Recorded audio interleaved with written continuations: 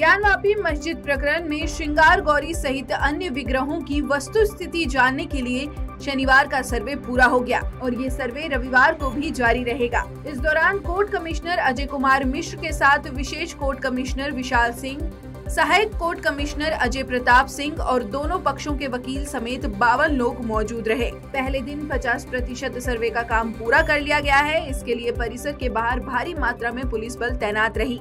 सुबह 8 बजे शुरू हुआ सर्वे दोपहर 12 बजे तक यानी 4 घंटे चला। टीम ने दीवारों की बनावट, खंभों की वीडियोग्राफी भी की।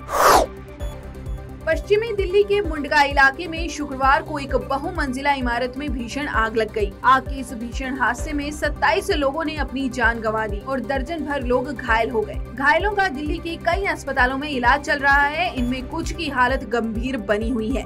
ऐसे में मृतकों की संख्या बढ़ सकती है। इस दर्दनाक हादसे पर राष्ट्रपति रामनाथ कोविंद और प्रधानमंत्री नरेंद्र मोदी ने शोक व्यक्त करते हुए आर्थिक सहायता की घोषणा की। राष्ट्रपति और प्रधानमंत्री ने मृतकों के परिजनों को 2-2 लाख रुपए की आर्थिक मदद की घोषणा की। साथ ही घायलों को पीएम राहत कोष से 50,000 रुपए दिए जाएंगे। दिल्ली पुलिस ने फैक्ट्री के दोनों मालिकों के खिलाफ मामला दर्ज करते हुए उन्हें गिरफ्तार कर लिया है। ईडी ने पश्चिम बंगाल में रह रहे बांग्लादेशी नागरिकों और उनके सहयोगियों के 10 ठिकानों पर छापा मारा। ईडी ने ये कार्रवाई इन लोगों के खुद को भारतीय बताकर करोड़ों की धोखाधड़ी करने के आरोप की जांच के तहत की।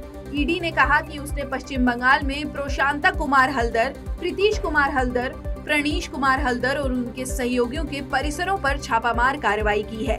इन सभी ने फर्जीवाड़ा कर बंगाल सरकार का राशन कार्ड समेत विभिन्न सरकारी पहचान पत्र बनवा लिए हैं। इनके पास भारत का मतदाता पहचान पत्र, पैन कार्ड और आधार कार्ड भी हैं। सीमा सुरक्षा बल बीएसएफ के सतर्क जवानों ने शनिवार को आरएसपुरा सेक्टर में अंतर्राष्ट्रीय सीमा के भारतीय हिस्से से एक पाकिस्तानी ड्रोन को वापस खदेड़ दिया। बीएसएफ के जवानों ने भारतीय सीमा में सुबह 4:45 पर पाकिस्तानी ड्रोन को देखा। ड्रोन को सीमा पार करते देख जवानों ने फायरिंग शुरू कर दी, जिसके चलते पाकिस्तानी ड्रोन वापस पाकिस्तानी सीमा में घुस गया। आत्मनिर्भर रक्षा क्षेत्र के कदम में भारत को एक और सफलता मिली है। Advance weapons and equipment India limited की कानपुर इकाई ने स्वदेशी धनुष और सारंग गन तोप से उन्नत माउंटेड गन तोप तैयार की है। 10 मई को इटारसी में स्थित केंद्रीय प्रमाण प्रतिष्ठान में इस माउंटेड गन से गोले दागकर परीक्षण किया गया। सभी मानकों पर खरा उतरने पर सैन्य अफसरों ने उसको हरी झंडी दे दी। फैक्ट्री की स्वदेशी माउंटेड गन तैयार होने से अब भारतीय सेना को स्वीडन सहित अन्य देशों के भरोसे नहीं रहना पड़ेगा। राष्ट्रपति रामनाथ कोविंद अपनी पत्नी सविता कोविंद के साथ जमैका और सेंट विसेंट एंड ग्रेनेडाइंस की 7 दिवसीय यात्रा के लिए रवाना हो गए। राष्ट्रपति 15 से 21 मई तक इन दोनों देशों के दौरे पर हैं। इसके साथ ही राष्ट्रपति कोविंद भारत के ऐसे पहले राष्ट्रीय अध्यक्ष बन गए हैं जो इन देशों की यात्रा कर रहे हैं। इस दौरान राष्ट्रपति जमैका की संसद के दोनों सदनों की संयुक्त बैठक को संबोधित करेंगे। हिमाचल प्रदेश की धर्मशाला विधानसभा के गेट पर खालिस्तान के झंडे लगाने वाले दूसरे आरोपी को पुलिस ने गिरफ्तार कर लिया। दूसरे आरोपी परमजीत को पंजाब से गिरफ्तार किया गया है। इससे पहले पुलिस ने हरबीर नाम के आरोपी को गिरफ्तार किया था। पुलिस दोनों आरोपियों से पूछताछ कर रही है। आरोपियों ने धर्मशाला विधानसभा परिसर के बाहर खालिस्तान के झंडे लगाए थे और दीवार पर नारे लिखे थे। बता दें कि ये घटना 7 मई की आधी रात की है। भारतीय सेना ने जम्मू कश्मीर के राफियाबाद से लश्कर-ए-तैयबा के एक आतंकवादी को गिरफ्तार किया है। ये आतंकी जम्मू कश्मीर के राफियाबाद और सोपोर इलाकों में सुरक्षा बलों और वीआईपी को निशाना बनाने की योजना बना रहा था। गिरफ्तार आतंकी की पहचान हंदवाड़ा निवासी रिजवान शफी लोन के रूप में हुई है। आतंकवादी के पास से गोला बारूद के साथ एक पिस्तौल बरामद की गई है।